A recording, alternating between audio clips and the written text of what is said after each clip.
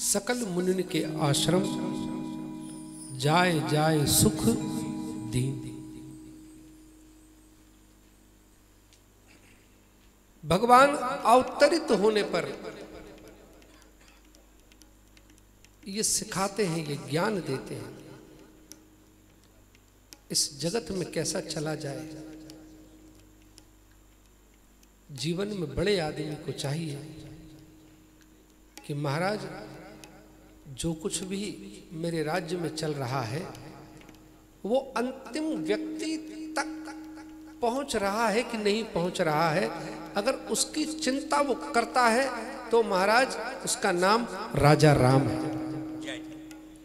राजा राम ऐसे ही नहीं है, वो राम तो है लेकिन महाराज वो राजों के राजे महाराज है, महाराजा धीराज प्रभु श्री राम सरकार।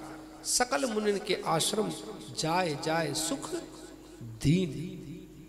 वो किसी से ये नहीं कहते, बड़े आदमी का अर्थ ये नहीं कि महाराज हमारी हवेली में जिस जिसको चाहिए वो आए, अपना नहीं। भगवान ने कहा कि ये मर्यादा रखो कि जीवन में जितने ऊंचे बन जाओ उतना ही झुक के चलो। क्यों?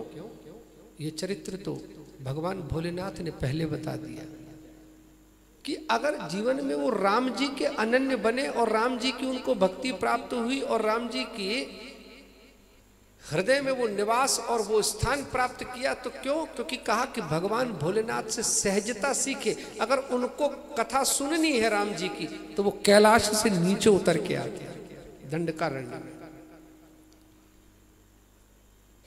तो महाराज जो भी झुकेगा वो जीवन में कभी भी भरेगा।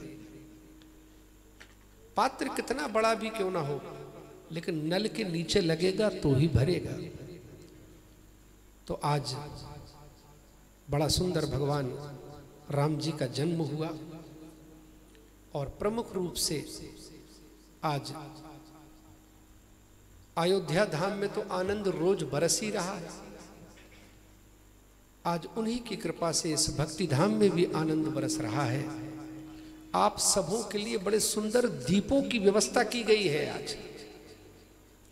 आज एक साथ दो कार्य हैं। आज गोपाष्टमी है। आज के दिन महाराज जो दीपदान करता है, गौ का पूजन करता है, राम जी को याद करके प्रकाश करता है, उसके जीवन के समस्त अंधकार दूर हो जाते हैं। तो महाराज आज ऐसे ही मत चले जाइएगा। प्रसाद तो मिल रहा है, प्रसाद मिलता रहेगा, लेकिन याद रखिएगा जितने भी लोग हैं अपने अपने हिस्से का दीपक जरूर जलाइएगा बाहर। आज दीपों की व्यवस्था की गई है और हो सके तो गौ को प्रणाम भी कीजिएगा। क्यों? क्योंकि दुनिया के अंदर एकमात्र प्राणी ऐसा है कि जगत का घास खाकर, तृण खाकर कोई अमृत के समान अगर दूध देने की क्षमता रखता है महाराज तो उसका नाम है गौ। इस गौ का पूजन हमेशा होता रहे। और शास्त्र कहते हैं कि जीवन में चाहे कितना बड़ा शनि लगा हो, कितने भी राहु केतु लगे हो, अगर गौ माता की सेवा आप नित्य नियम से करें, उनकी परिक्रमा करें, महाराज जीवन में कोई भी ऐसी चीज नहीं है जो आपको प्राप्त नहीं हो सकती। हमारे पूज्य गुरुदेव महाराज एक उपाय बताया कभी कभी किसी को कि बहुत दारुण दुख है, बड़ा भयंकर कष्ट है, बड़ी मुसीबत है, कोई काम नहीं बन रहा है, तो कहा महाराज गौ के 3 परिक्रमा करें और गौ के सीधे कान में अपनी मुसीबत बता दे। सत्य मान के चलिएगा, आप थोड़े दिनों के अंदर आप चमत्कार देख लीजिए।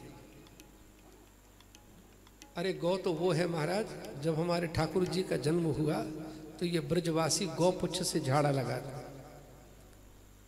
आलतू जलालतू आई बला को टालतू है। हाँ? बड़ी बड़ी बलाएं दूर हो जाती हैं।